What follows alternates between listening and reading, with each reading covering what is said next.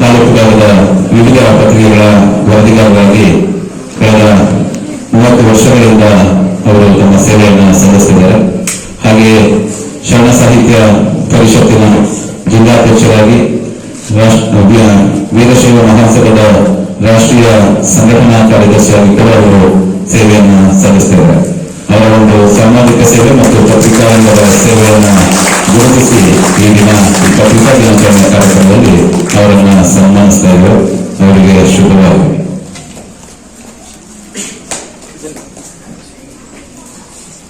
ಹಾಗೆ ಈ ಒಂದು ಕಾರ್ಯಕ್ರಮ ಈ ಶಾಲೆಯಲ್ಲಿ ಆಯೋಜನೆ ಮಾಡಲು ಅವರು ಸ್ವಾಮೀಜಿಯವರೊಂದಿಗೆ ಮಾತನಾಡಿ ನಮ್ಮ ಸಂಘದ ಕಾರ್ಯಕ್ರಮ ಇಲ್ಲಿ ನಡೀಲಿಕ್ಕೆ ಅವಕಾಶವನ್ನ ಮಾಡಿಕೊಟ್ಟಿದ್ದಾರೆ. ಅವರಿಗೂ ಕೂಡ ಈ ಸಂದರ್ಭ ವಿಶೇಷವಾಗಿ ಧನ್ಯವಾದ.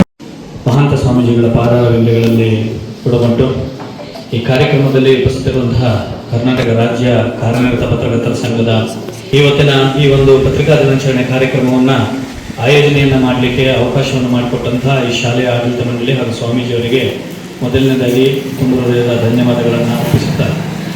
ಮಾಧ್ಯಮಗಳು ಏನೇನು ಕೆಲಸಗಳನ್ನು ಮಾಡಬಹುದು, ಮಾಧ್ಯಮಗಳ ಜವಾಬ್ದಾರಿ ಏನು ಅನ್ನುವಂಥದ್ದನ್ನು ಪೂಜ್ಯ ಸ್ವಾಮೀಜಿಗಳು ಈಗಾಗಲೇ ನಿಮಗೆ ಹೇಳಿದ್ದಾರೆ. ನಿಮ್ಮ ಶಾಲೆಯಲ್ಲಿ ಯಾವುದೇ ಒಂದು ಕಾರ್ಯಕ್ರಮಗಳಾದರೂ ಕೂಡ, ಸಮಾಜದಲ್ಲಿ ಯಾವುದೇ ಒಂದು ಕಾರ್ಯಕ್ರಮಗಳಾದರೂ ಕೂಡ ಸಾರ್ವಜನಿಕರಿಗೆ ತಿಳಿಸುವಂತಹ ಕೆಲಸವನ್ನು, ಜವಾಬ್ದಾರಿಯುತವಾದಂತಹ ಕೆಲಸವನ್ನು ಮಾಡುವಂಥದ್ದು ಮಾಧ್ಯಮಗಳು.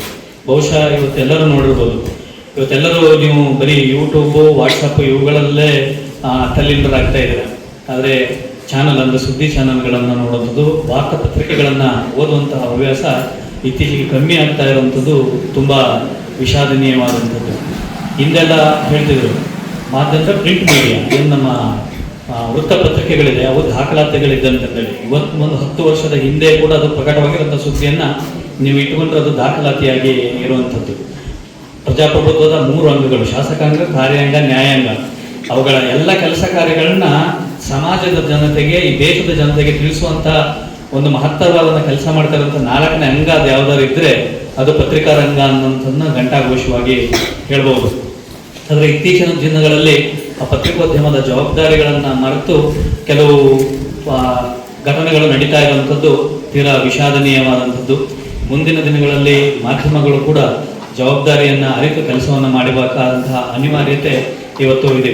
ಬಹುಶಃ ಇವತ್ತೆಲ್ಲರೂ ನೀವು ಗಮನಿಸಿರ್ಬೋದು, ಶಾಸಕಾಂಗ ಮತ್ತು ಕಾರ್ಯಾಂಗ ಮಾಡಿರುವಂತಹ ಕೆಲಸವನ್ನು ನೇರವಾಗಿ ಪ್ರಶ್ನೆ ಮಾಡಬೇಕಾಗಿರುವಂತಹ ಮಾಧ್ಯಮಗಳು ಸುಮ್ಮನಿದ್ದಂತಹ ಸಂದರ್ಭದಲ್ಲಿ ಇವತ್ತು ನ್ಯಾಯಾಂಗ ವ್ಯವಸ್ಥೆ ಮಧ್ಯಪ್ರವೇಶ ಮಾಡುವಂತಹ ಒಂದು ಗಂಭೀರವಾದಂತಹ ಪರಿಸ್ಥಿತಿ ದೇಶದಲ್ಲಿ ನಿರ್ಮಾಣ ಆಗಿದೆ. ಈ ಹಿಂದೆಲ್ಲ ಪತ್ರಿಕೆಗಳು, ಮಾಧ್ಯಮಗಳು ಆ ಕೆಲಸವನ್ನು ಮಾಡ್ತಿದ್ದು, ಮುಂದೆಯೂ ಕೂಡ ಅಂತಹ ವಿಚಾರವನ್ನು, ಸಮಾಜದಲ್ಲಿ ಇರುವಂತಹ ಕೆಟ್ಟ ಕೆಲಸಗಳಿರ್ಬೋದು ಅದನ್ನು ಉತ್ತಮಪಡಿಸುವಲ್ಲಿ, ಸಮಾಜವನ್ನು ಸುಧಾರಣೆ ಮಾಡುವಂತಹ ಮಹತ್ತರವಾದಂತಹ ಜವಾಬ್ದಾರಿ ಮಾಧ್ಯಮಗಳ ಮೇಲಿದೆ ಅನ್ನುವಂತಹ ಮಾತುಗಳನ್ನು ಹೇಳ್ತಾರೆ. ಪತ್ರಿಕೆಯಿಂದ ಆರಂಭವಾಗಿ ಸುದೀರ್ಘವಾಗಿ 183 ವರ್ಷಗಳ ಪತ್ರಿಕೋದ್ಯಮ ಇವತ್ತು ನಮ್ಮ ಕಣ್ಣ ಮುಂದೆ ಇದೆ. ಪುಟ್ಟ ಮಕ್ಕಳು ನೀವು ಪತ್ರಿಕೋದ್ಯಮ ಏನು ಅಂತಾನೆ ಗೊತ್ತಿಲ್ಲದಂಥ ವಯಸ್ಸು ನಮ್ಮದು. SLC ಮಕ್ಕಳು ಇರೋದ್ರಿಂದ ನಾನು ಈಗಾಗಲೇ ಕೇಳಿದೆ, ಎಷ್ಟನೇ ಕ್ಲಾಸ್ ವರೆಗೆ ಇದ್ದೀರಾ ಅಂತ, SLC ವರೆಗೆ ಇದ್ದೀರಾ ಅಂತ ಹೇಳಿದ್ರು. ಪುಟ್ಟ ಮಕ್ಕಳ ಮನಸ್ಸು ಬಹಳ ನಿರ್ಮಲವಾಗಿದೆ.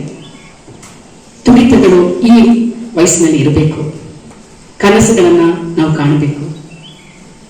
ಪತ್ರಿಕೆ ಏನು ಅಂತ ಹೇಳೋದನ್ನ ಅರಿಬೇಕು. ಯಾಕೆ ಹೇಳ್ತಾ ಇದ್ದೀನಿ ಅಂತ ಹೇಳಿದ್ರೆ, ಪತ್ರಿಕೆ ಓದುವಂತ ಹವ್ಯಾಸವನ್ನ ನಾವೆಲ್ಲರೂ ಕಳ್ಕೊಳ್ತಾ ಇದ್ದೇವೆ. ನಾನು ಒಂದು ಚಾನಲ್ ಕೆಲಸ ಮಾಡ್ತಾ ಇದ್ರು ಕೂಡ, ಸುದ್ದಿಯನ್ನ ಬಿತ್ತರ ಮಾಡ್ತಾ ಇದ್ರು ಕೂಡ ಪ್ರತಿದಿನ ಪತ್ರಿಕೆಯನ್ನ ಓದಲೇಬೇಕು, ಇಲ್ಲದ್ರೆ ಏನೋ ಒಂದು ರೀತಿ ಕಳ್ಕೊಂಡಿದ್ದೇವೆ ಅಂತ ಅನಿಸ್ತಾ ಆ ಮನಸ್ಥಿತಿಯಲ್ಲಿ ನಾವೆಲ್ಲ ಇದ್ದೇವೆ. ಆ ಮನಸ್ಥಿತಿ ಪುಟ್ಟ ಮಕ್ಕಳು ನಿಮ್ಮಲ್ಲಿ ಆರಂಭವಾಗಬೇಕು. ಎಲ್ಲ ಸುದ್ದಿ ಅಂತ ನಿಮ್ಮ ಚಿತ್ತ ಹರಿಬೇಕು. ಯಾಕೆ ಹೇಳ್ತೇನೆ ಅಂತ ಹೇಳಿದ್ರೆ, ಇದು We request our president to honor our guest Mahesh sir senior report, Hirikar Ravi sir and Lakshmikant Kumarappa sir, who received district award winner in the reporting field. ಓದಬೇಕಾಗ್ತದೆ. 4 ವಿಚಾರಗಳನ್ನ 4 ದಿಕ್ಕಿಂದ ಬಂದಿರತಕ್ಕಂಥ ವಿಚಾರವನ್ನ ತಿಳಿದುಕೊಳ್ಳಲಿಕ್ಕೆ ಎಲ್ಲವೂ ಕೂಡ ಪತ್ರಿಕೆ ಅನುಕೂಲ ಆಗ್ತದೆ. ಅವರಿಗೂ ಕೂಡ ನಾವು ಪ್ರೋತ್ಸಾಹವನ್ನು ಕೊಟ್ಟಾಗ ಆಗ್ತದೆ. ಪತ್ರಿಕೆಗೆ ದುಡ್ಡು ಕೊಟ್ಟು ಪತ್ರಿಕೆಯನ್ನು ಓದಬೇಕಾಗ್ತದೆ. ಸಿಟಿಗಳಲ್ಲಿ ಯಾವ ರೀತಿ ಅಂದ್ರೆ, ಪಕ್ಕದ ಮನೆ ಪೇಪರ್ ಬಂದಿರೋದು ಯಾರು ಓದ್ತಾರೆ ಅಂದ್ರೆ ಅವನು ಪಕ್ಕದ ಮನೆಯನ್ನು ಪೇಪರ್ ಓದ್ತಾನೆ. ಒಂದು 10 ರೂಪಾಯಿ ಖರ್ಚು ಮಾಡಿ ಅವರಿಗೆ ಪ್ರೋತ್ಸಾಹ ಕೊಡ್ತಕ್ಕಂಥ ಒಂದು ವ್ಯವಸ್ಥೆ ಇವತ್ತು ಜನಮಾನಸದಲ್ಲಿ ಕಡಿಮೆ ಆಗಿದೆ ಅಂದರೆ ತಪ್ಪಾಗಲಾರದು. ಆದ್ದರಿಂದ ಎಲ್ಲರೂ ಕೂಡ ಮಕ್ಕಳು ನಿಮ್ಮ ಮನೆಗಳಲ್ಲಿ ಕೂಡ ಪತ್ರಿಕೆಗಳನ್ನು ತರಿಸಿ ಕೆಲವು ವಿಚಾರಗಳನ್ನು ಒಂದು ನಿಮಗೆ ತಿಳುವಳಿಕೆ ಕೊಡ್ತಕ್ಕಂಥ ವಿಚಾರ ಎಲ್ಲವೂ ಕೂಡ ಆ ಪತ್ರಿಕೆಗಳಲ್ಲಿ ಇರ್ತದೆ. SSLC ಮಕ್ಕಳಿಗೆ ಪಾಠ ಮಾಡೋದು ಯಾವ ರೀತಿ, ಮ್ಯಾಥ್ಸ್ ಯಾವ ರೀತಿ ಬರ್ತದೆ, ಸೈನ್ಸ್ ಯಾವ ರೀತಿ ಬರ್ತದೆ ಅನ್ನತಕ್ಕಂಥ ವಿಚಾರವನ್ನ ಪತ್ರಿಕೆಯಲ್ಲೂ ಕೂಡ ಕೊಡ್ತಾರೆ. ಆ ರೀತಿಯಾಗಿರ್ತಕ್ಕಂಥ ಪತ್ರಿಕೆಯ ದಿನಾಚರಣೆಯನ್ನ ನಾವು ನೀವುಗಳೆಲ್ಲರೂ ಕೂಡ ಇವತ್ತು ಸಂತೋಷದಿಂದ ಆಚರಿಸ್ತಾ ಇದ್ದೇವೆ. ಇವರು ಪತ್ರಿಕಾ ಮಾಧ್ಯಮದವರು ಕೂಡ ಇವತ್ತಿಲ್ಲಿ ಬಂದಿದ್ದಾರೆ. ಪತ್ರಿಕೆಯ ಮಾಧ್ಯಮದವರಿಗೆ ಒಂದು ಕಿವಿಯನ್ನ ಪ್ರೋತ್ಸಾಹಿಸಿ ವಿಚಾರವನ್ನು ತಿಳಿಸ್ತಕ್ಕಂಥ ಕಾರ್ಯವನ್ನು ಮಾಡಬೇಕು. ಏನಾರು ಒಂದು ಎಡವಟ್ಟು ಆಯ್ತು ಅಂದ್ರೆ ಅವರೇ ಬೈಕು ಕಾರು ಎಲ್ಲ ತಗೊಬಂದ್ಬಿಟ್ಟು ವಿಚಾರವನ್ನು ಉಪಕಾರ ಸೇರಿಸಿ ಅಲ್ಲಿಗೆ ಒಂದಿಷ್ಟು ಹಾಕ್ತಾರೆ. ಅದು ಆಗ್ಬಾರ್ದು.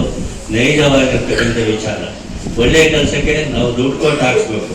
ಎಡವಟ್ಟಾದ ಕೆಲಸಕ್ಕೆ ಮಾತ್ರ ಅವರೇ ಓಡಿ ಬಂದು ಅವರೇ TRPಗೆ ಇಲ್ಲದ್ದು ಇರದ್ದು ಎಲ್ಲ ಸೇರಿಸಿ ಉಪಕಾರ ಹಾಕಿ ಅವನ ಮುಳುಗಿಸೋವರೆಗೂ ಬಿಡೋದಿಲ್ಲ. ಅಂತ ಪತ್ರಿಕೆ ಹಾಕಬಾರ್ದು. ಒಳ್ಳೆಯ ರೀತಿಯಾಗಿರ್ತಕ್ಕಂಥ ಕಾರ್ಯಕ್ರಮವನ್ನು ಮಾಡಬೇಕು. ನಮ್ಮ ಸಮಾರಂಭ ಇದೆ, ಬನ್ನಿ ನಮ್ಮ ಸಮಾರಂಭದಲ್ಲಿ ಭಾಗವಹಿಸಿ ಅಂದರೆ ಅದಕ್ಕೂ ಕೂಡ ಕೊಡುಗೆಯನ್ನು ಕೇಳ್ತಕ್ಕಂಥ ಪರಿಸ್ಥಿತಿ ಉಂಟಾಗಿದೆ ಅಂದರೆ ತಪ್ಪಾಗಲಾರ್ದು. ಈ ರೀತಿ ಕೇಳಿದ್ದೀವಿ ಅಂತೇಳಿ ಯಾರು ಕೂಡ ಮಾಧ್ಯಮದವರು ಬೇಜಾರು ಮಾಡ್ಕೋಬಾರ್ದು. ಯಾಕೆಂತಂದರೆ ಪತ್ರಿಕೆಗಳು ಇವತ್ತು ಅವಶ್ಯಕ ಮನುಷ್ಯನಿಗೆ. ಹಿಮಾಲಯದಿಂದ ಹಿಡಿದು ಕನ್ಯಾಕುಮಾರಿಯಿಂದ ಹಿಡಿದು ಹಿಮಾಲಯದವರೆಗೆ ಇರ್ತಕ್ಕಂಥ ಪತ್ರಿಕೆಯಿಂದ 4 ಮೂಲೆಯಿಂದ ನಾವು ವಿಷಯವನ್ನು ಸಂಗ್ರಹ ಮಾಡ್ಕೊಳ್ತೇವೆ. ಆ ವಿಷಯದಲ್ಲಿ ಇಂಗ್ಲೀಷಲ್ಲಿ ಒಂದು ಪದ ಬರ್ತದೆ. ಏನು ಹೇಳಿ ನ್ಯೂಸಿಗೆ ಇಂಗ್ಲೀಷಲ್ಲಿ ಹೇಳೋದಂದರೆ ನ್ಯೂಸ್ ಅಂತ. ನ್ಯೂಸ್ ಅಂತಂದರೆ ಒಂದು ವಿಚಾರವನ್ನು ತಿಳಿದುಕೊಳ್ತಕ್ಕಂಥದ್ದು. ನ್ಯೂಸ್ ಅದು ಸ್ಪೆಲ್ಲಿಂಗ್ ಏನು? NEWS. ಹಂಗಂದ್ರೆ ಏನು? ನ್ಯೂಸು. ಮೊದಲನೇ ಅಕ್ಷರ ನಾರ್ತು, ಎರಡನೇ ಅಕ್ಷರ, ಮೂರನೇ ಅಕ್ಷರ, ನಾಲ್ಕನೇ ಅಕ್ಷರ. 4 ದಿಕ್ಕಿನಿಂದ ತಿಳಿದುಕೊಳ್ತಕ್ಕಂಥ ವಿಚಾರಕ್ಕೆ ನ್ಯೂಸು ಅಂತಂದ್ರೆ, ಈಗ ಕಾರ್ಯಾಂಗ, ಶಾಸಕಾಂಗ, ನ್ಯಾಯಾಂಗ ಅಂತಿದೆ, 3 ಅಂಗಗಳು. ಅದರಲ್ಲಿ ಮೂರನೇ ಅಂಗ ಆಗಿ 4ನೇ ಅಂಗ ಪತ್ರಿಕಾರಂಗ. ಪತ್ರಿಕಾರಂಗದಲ್ಲಿ ಅನೇಕ ವಿಚಾರಗಳನ್ನು, ಕುಂದುಕೊರತೆಗಳನ್ನು ತಿಳಿಸ್ಕೊಡ್ತಾರೆ ಪತ್ರಿಕೆಯವರು. ಪತ್ರಿಕೆಯವರು ಯಾವ ರೀತಿ ಅಂದರೆ ಅವರಿಗೆ ಯಾವ ವಿಚಾರ ಸಿಗ್ತದೆ, ಒಳ್ಳೆಯ ವಿಚಾರ